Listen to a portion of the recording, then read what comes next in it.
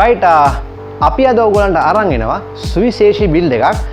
මම පොඩ්ඩක් මේක නම් මේ දේ ගැන නම් මම කලින් ඔයගොල්ලන්ට පොඩි ලීක් වගේක් දාන්න නැති WhatsApp group එකේ. අද අපි අරන් එන්නේ Ryzen 5 3400G onboard build එකක්. එතකොට මේකේ දේ ගැන මම ඔයාලට පැහැදිලිව තවදුරටත් විස්තර කරොත් එහෙම දැන් Ryzen series එක ගැන කතා කරනවා නම් Ryzen 3 එක Ryzen 5 එක මේ දෙකේ විතරයි ඕගොල්ලන්ට Ryzen's APU හම්බ වෙන්නේ. එතකොට ගොඩක් දෙනෙක් ඉල්ලලා තිබුණා අපෙන් සාමාන්‍යයෙන් VG එකක් ගන්නකොට සමහර අයට මුල් අවස්ථාවේදී බජට් නැති වෙන්න පුළුවන්. මොකද සාමාන්‍යයෙන් බිල්ඩ් එකක් කරන කෙනෙක් බ්‍රෑන්ඩ් නිව් VG එක යනවා නම් අඩුම තරමේ එයා GTX 1650 එකට ගියත් රුපියල් 40000 35000ක් අතර මුදලක් එයාට වෙනම වැය වෙනවා. ඒ හින්දා ගොඩක් අය PC එක හදලා onboard VG එකක් ඒ කියන්නේ processor-ඒම onboard graphics අඩංගු වන විදිහට PC එකක් හදලා ඊට පස්සේ ටිකෙන් ටික සල්ලි එකතු කරලා VG එකක් අරගන්න ගොඩක් customers-ලා පෙළඹිලා තියෙනවා. ඉතින් ඒ වගේ අයට උදව්වක් විදියට අද අපි ගේනවා Ryzen එකේ 3400G AP එකක් සෙට් කරන මේ PC build එක. මම මුලින්ම කතා කරොත් එහෙම දැන් ගොඩක් දෙනෙක් මුලින්ම මේක දැක්ක ගමන් ඇහැ ගැටෙන කේසින් එක දිහා නම් මම පිළිවෙලට ඔයාලට මේ හැමදේම ලස්සනට පැහැදිලි කරන්න. මේ තියෙන්නේ අපි තෝරගන්න Ryzen 5 3400G processor එක. එතකොට මේ ගැන පැහැදිලිව කරොත් එහෙම ඔයාලට හොඳට තේරෙනවා Ryzen 3 3200G එකයි Ryzen 5 3400G එක අතර පැහැදිලි වෙනසක් තියෙනවා. මොකද Ryzen 3 එකේ ඔයාලට දකින්න ලැබෙන්නේ Vega 8 graphics. ඒ වගේම මේකෙදි ඔයාලට Vega 11 graphics තමයි සාමාන්‍යයෙන් දකින්න ලැබෙන්නේ. එතකොට තවදුරටත් මම මේ දේ ගැන ඔයාලට පැහැදිලි කරොත් එහෙම දැන් ඔයාලට හොඳට පැහැදිලි වෙනවා ඇති මම මේ කිව්වේ මොකක්ද කියන එක. ඒ වගේම තව මතක් කරන්න ඕනේ Ryzen 3 3200G එකට එන කේසින් එක මෙච්චර ලොකු ස්වභාවයක් ගත්තේ නැහැ. ඒකට හේතුව ඒ processor මේ processor එන cooling එක අතර ලොකු difference එකක් තියෙනවා. ඒකට හේතුව තවදුරටත් පැහැදිලි කරොත් එහෙම Ryzen 3 3200G එකේ Vega 8 graphics එන නිසා ඒකට ඒ තරම් ලොකු කූලර් එකක් ඒගොල්ලෝ ඉන්ක්ලූඩ් කරලා තිබුණේ නැහැ. ගොඩක් අය දන්නවා මේ Ryzen වල first gen එකේ second gen එකේ මේ cooling ප්‍රශ්න තිබුණා. ඒ නිසා තමයි ඒගොල්ලෝ Ryzen third gen එනකොට මේ Ryzen APU වලට ඒ කියන්නේ onboard graphics අඩංගු වන Ryzen processor වලට මේ cooling system එක වෙනස් කරා. Ryzen 3 3200G එකේ සාමාන්‍ය cooling එකක් එන අන්තර්ගත වෙන අතර මේ Ryzen 5 3400 එකට එන ඕගොල්ලන්ට පේනවා මේකේ තියෙන මේ තනිකරම වෙනස ලොකු ෆෑන් එකක් මේකේ අන්තර්ගත වෙනවා. අපි ඔයාලට පැහැදිලි රූපරාමු සහිත ඒක ඉදිරිපත් කරනවා. මොකද Vega 11 කියන්නේ සාමාන්‍යයෙන් ඔයාලට onboard තියාගෙන උනත් ගේම් ගොඩක් වර්තමානයේ ආපු ගේම් ගොඩක් ප්ලේ කරන්න පුළුවන්. VG එකක් නැතුව උනත් ප්ලේ කරන්න පුළුවන් හොඳ processor එකක්. එතකොට මේකේ හොඳ cooling system එකක් අනිවාර්යෙන් මේ heat එක manage කරන්න අවශ්‍ය වෙනවා. හින්දා මේකේ fan එක සාමාන්‍ය Ryzen 3 ට වඩා ගොඩාක් වෙනස් වගේක් ගන්නවා. ඉතින් මෙන්න මේක තමයි අපේ processor එක ගැන ඔයාලට කියන්න තියෙන දේවල්. ඒතර මම මේ ගැන පොඩ්ඩක් ඔයාලට තවත් වැඩියෙන් පැහැදිලි කරොත් එහෙම මේක cores 4ක් සහ threads 8කින් අන්තර්ගත වෙන processor එකක් තමයි මේ Ryzen 5 එකේ 3400G එක. ඒ වගේම 4.2 GHz වෙනකල් ඔයාලට මේක බූස්ට් කරන්න පුළුවන්. ඒ වගේම 3.7 normal basic මේකේ processor එකේ clock speed එක අපිට දක්නට ලැබෙනවා. එතකොට ගොඩක් හොඳ processor එකක් විදියට මට ඔයාලට මේක වර්ගීකරණය කරන්න පුළුවන්. ඒතර කෙනෙක් VG එකක් සහිතව යනවා නම් ඔයා කෙලින්ම Ryzen 5 3600 වලට යන්න. G processor එකක් ගැසීම තේරුම් නැහැ. සාමාන්‍ය VG එකට බජට් නැති කෙනෙක්ට තමයි ගොඩක් වෙලාට මේ processor එකේ වැදගත්කමක් අනිවාර්යයෙන්ම භාවිතා වෙන්නේ. එහෙනම් මෙන්න මේකයි අපේ processor එක කතන්දරේ. ඊට පස්සේ මම ඔයාලට motherboard දෙකක් ගොඩක් කටේ බලන්නේ. මොකද motherboard දෙකක් අද build එකේ motherboard දෙකක් මොකද? මම ප්‍රධාන වශයෙන් පැහැදිලි කරන්න. අපි gigabyte version එක තමයි මේකට තෝරගන්නේ. එතකොට මේ තියෙන්නේ gigabyte වේවා ms වේවා asus වේවා මේ Ryzen ඔයාලා දන්නවා ඇති මේ Ryzen AM4 socket එක. එතකොට Ryzen AM4 socket එකට එන බේසික්ම දැන් AMD support කරන බේසික්ම board එක තමයි මේ A320 board එක. එතකොට මේක ඔයා කැමති බ්‍රෑන්ඩ් එකේ මිලදී ගන්න පුළුවන්. අපි සාමාන්‍ය gigabyte තෝරගන්නේ අපේ සාමාන්‍ය විශ්වාසය දිනාගත්ත බ්‍රෑන්ඩ් එකක් විදිහට අපි gigabyte තෝරගන්නවා. ඉතින් A320 කියන්නේ මේ Ryzen processors හයි වෙන AM4 socket වලින් එන basic motherboard එක.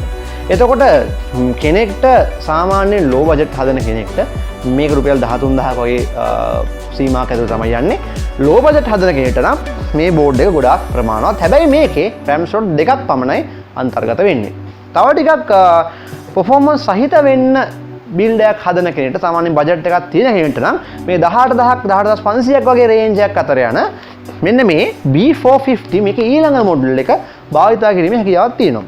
මේකේ RAM කාඩ් 4ක් සවි කිරීමේ හැකියාව තියෙනවා. ඒක ඔයාට අපි කලින් වීඩියෝ වලත් බිල්ඩ් කරද්දි කියලා දෙනවා. ඉතින් ඒක ඔයාගේ choice එක අනුව ඔයාට ඔයාගේ motherboard එක සිලෙක්ට් කරගැනීමේ හැකියාව පවතිනවා. ඊළඟට අද අපි බිල්ඩ් එකට යොදාගන්න එකත් මම කියනවා තුණා. මෙන්න මේක තමයි අද අපි අපේ බිල්ඩ් එකට යොදාගන්න. ඒ කියන්නේ B450 motherboard එක තමයි අද අපි බිල්ඩ් එකට යොදාගන්න. ඔයාලට මම මේක වෙනම ඔප්ෂන් එකක් විදිහට ගෙනාවේ. ඔයාලට low budget තියෙනවා නම් ඊට වඩා රුපියල් 5000ක් විතර අඩුවෙන් මේ A320 එක භාවිතා කිරීමේ හැකියාවක් තියෙනවා.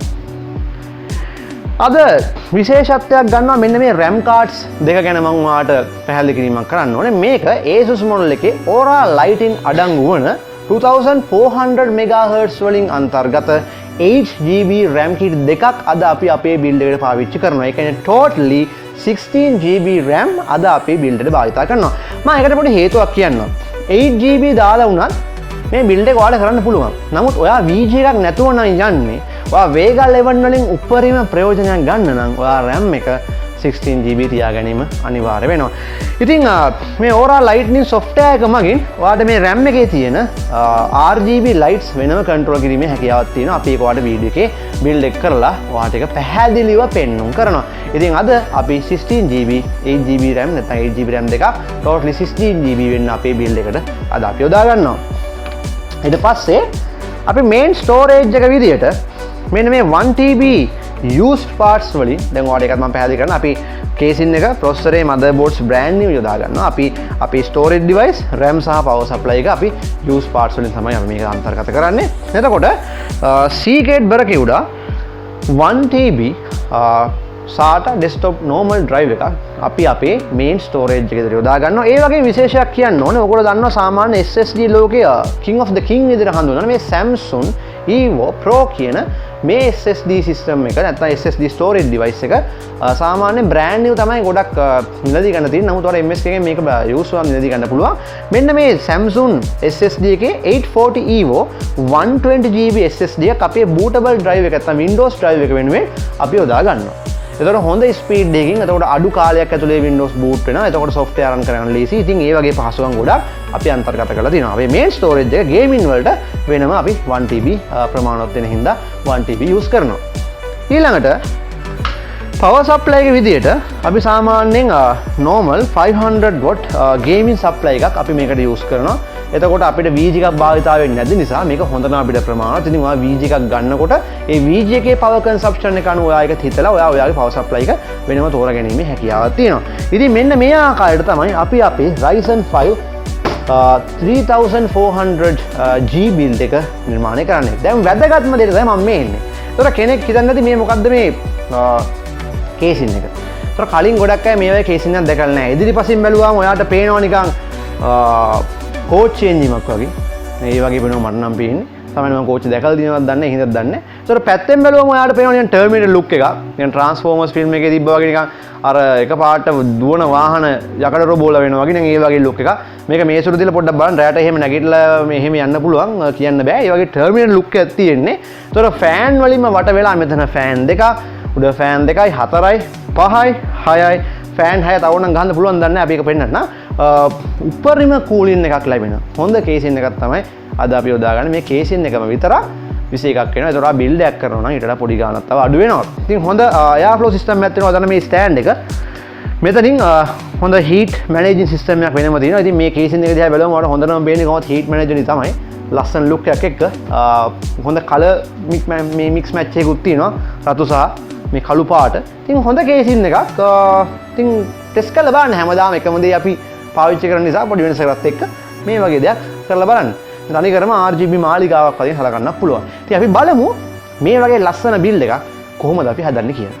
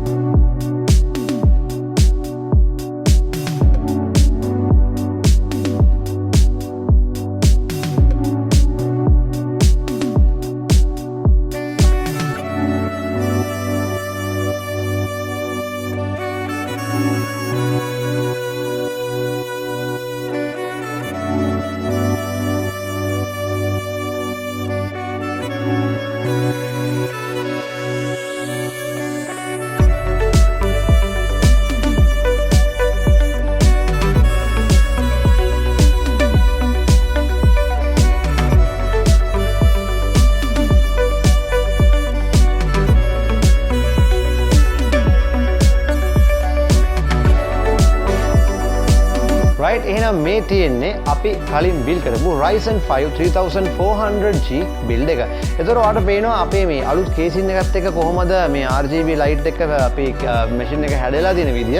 එතකොට ඔයාලට පේනවා ඉස්සරහින් RGB fans දෙකක්, උඩින් තව දෙකක්, හතරයි. ඒතර බෑක් එකේ එකක් සහ තවත් බෑක් එකේ එකක් එක සම්පූර්ණ RGB fans kit 6කින් තමයි අපේ මේ කේසින් එක හැඩ වෙලා තියෙන්නේ. එතකොට වෙනම අපේ තියෙනවා RGB set වෙච්ච RAM දෙක 16GB කරපු. ඉතින් මේ සම්පූර්ණ බිල්ඩ් එක ඔයාලට ප්‍රයිස් ලිස්ට් අපි වෙනම දානවා.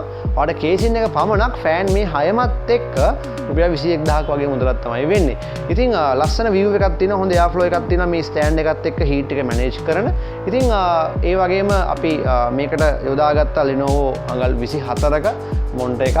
ඉතින් හොඳ පැහැදිලි රූප රාමු සහිත ලස්සන ක්ලියර් view එකක් තියෙන මොන්ටර් එකක්.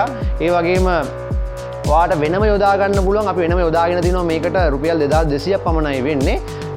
මේ වගේ RGB කීබෝඩ් එකක් සහ මවුස් එකක් එකට එන මේ දෙකම එකට එන කොම්බෝ පැක් එකක් රුපියල් 2200ක් වගේ පමණ මුදලක් වගේ තමයි වෙන්නේ. ඉතින් ලස්සන ඒ වගේ මවුස් පෑඩ් එකක්. ඉතින් මෙන්න මේ වගේ කස්ටම් PC බිල්ඩ් එකක් කම්ප්ලීට් කරපු PC බිල්ඩ් එකක් මේ වගේ හෙඩ්ෆෝන්ස් දෙකකුත් එක්ක ඔයාලට මේ හෙඩ්ෆෝන් ගැන වෙනම වීඩියෝ එකක් අරන් එනවා. ඉතින් ඔන්න ඔය වගේ තමයි අපි හදපු ලස්සන Ryzen 5 බිල්ඩ් එක. right එහෙනම් අපි බලමු කොහොමද Ryzen 5 3400G එකේ Vega 11 එක onboard performance කියන එක. එතකොට මම මෙතනදී ඔයගොල්ලන්ට පොඩි දෙයක් කියන්නම්. 2020 එකල් ආපු හැම ගේමක්ම අපිට මේකේ ප්ලේ කරන්න පුළුවන් කියන එක මම ඔයගොල්ලන්ට කියන්නේ නැහැ. එහෙම බොරු කියලා අපි සාමාන්‍යයෙන් මම සාමාන්‍යයෙන් එහෙම කරන්නේ නැහැ. ඒක ඔයගොල්ලෝ දන්නවා. සාමාන්‍යයෙන් මේකේ 2018 17 කාල වකවානුකල් ආපු සමහර ගේම් සහ 19 ආපුවත් ගහන්න පුළුවන්. Horizon Zero Dawn එක නම් ගහන්න බෑ. Assassin's Creed Odyssey බෑ. Origin එක පුළුවන්. Shadow of Tomb Raider මේ වගේ ගේම්ස් එක ප්ලේ කරන්න පුළුවන්. දැන් මේ තියෙන NFS Heat එක මේ ළඟදී ප්‍රශ්න විසඳලා ආපු ගේම් එක බලමු කොහොමද settings හදන්න කියලා. අපේ PC එකම තමයි RAM එක 16GB. ඒත් FPS 32ක් 33ක් වගේ තමයි පෙන්නන්නේ.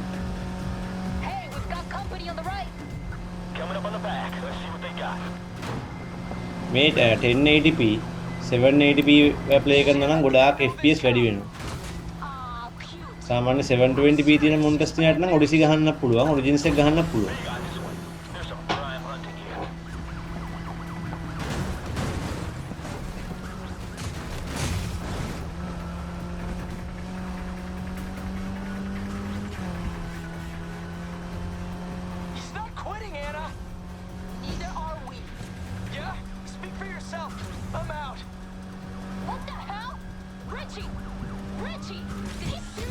ඊළඟට PUBG ප්ලේ කරන අයට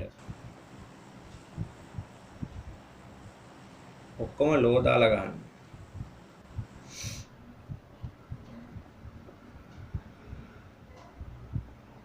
ලෝ දාලා ගැහුවත් හොඳට ගහන්න පුළුවන්.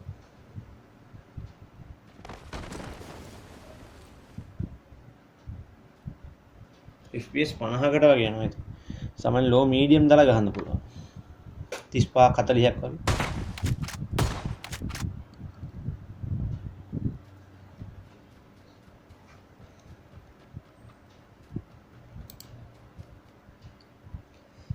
GTA V settings normal දාලා ගහන්න පුළුවන්. සාමාන්‍ය normal high කලවම් කරලා ගහන්න පුළුවන්. මම දැකලා තියෙනවා මේ ගහන අය. උන්ගේ FPS 50 55ක් කියලා ගමන් very high normal කලවම් කරලා ගහුවොත් 35 40ට ගහන්න පුළුවන්. 16GB RAM තියෙන අනිවාර්යයි 8GB වල බෑ.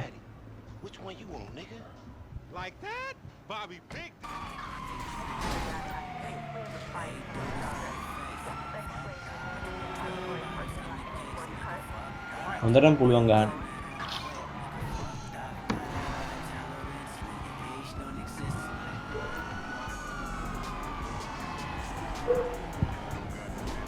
ඊළඟට මේ Call of Duty Modern Warfare එකේ අලුතෙන් ආපු එකේ හැමෝම Warzone ඉතින් ගහන්නේ. ඒ කැරියර් මෝඩ් එක ගැනත් බලමු. ඒකත් ගහන්න පුළුවන්. මේ තියෙන්නේ කැරියර් මෝඩ් එක, කැම්පේන් මෝඩ් එක. ලෝ සියල්ල ලෝ. මේවයි ලෝ කියන්නේ ඉතින් හොඳ ක්වොලිටි එකක් තියෙනවා.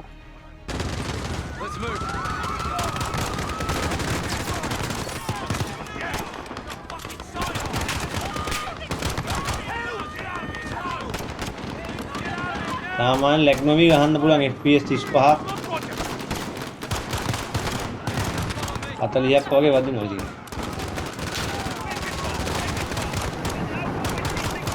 Warzone එක අනිවාර්යෙන් ගහන්න පුළුවන්. ඉතින් හොඳ කනෙක්ෂන් එකක් තියෙනවා.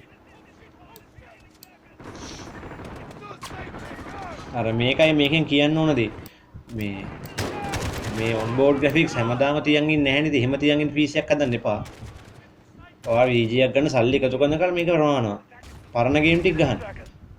Call of Duty මුල සීරීස් එක ගහලා නැත්නම් Far Cry මුල සීරීස් ගහලා නැත්නම් මේ Far Cry 5 ගහන්න පුළුවන් 4 ගහන්න පුළුවන්. ඊට පස්සේ හිමීට මාස 3-4කින් VG එකක් ගන්න. RX 570 වගේ ගත්තාම මරු.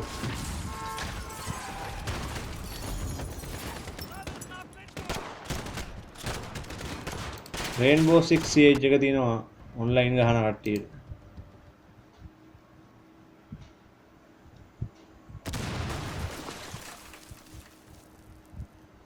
රයිට් ඉතින් ඔන්නෝම තමයි අපේ බිල්ඩ් එකේ ගේමින් පර්ෆෝමන්ස්. ඉතින් VG එකක් ගන්න කල් හොඳ ආයෝජනයක්. ටිකක් ඉදිරියක් කරගන්න කල් මොකද ප්‍රොසෙසරේ හොඳ ප්‍රොසෙසරයක්. ඒක කවදාවත් ඔයාලට ලාභයක් වෙන්නේ නැහැ. මාස 2-3ක් ගිහිල්ලා හොඳ VG එකක් ගන්න. 20000ක් විතර එකතු කරලා RX 574 GB එකක් ගන්න. රයිට් එහෙනම් හැමෝටම ජය වේවා. උත්සරණයි. නොක තමයි අද අපේ බිල්ඩ් එක.